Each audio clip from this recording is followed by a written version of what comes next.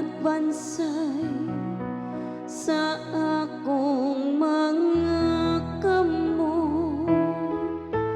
Alam sa kaaway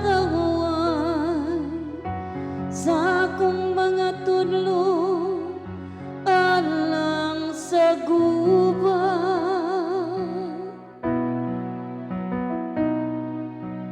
Dakay ko ang Ginoo,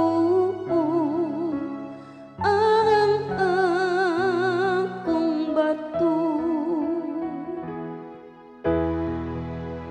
ang akong dalampanan ug akong kuta,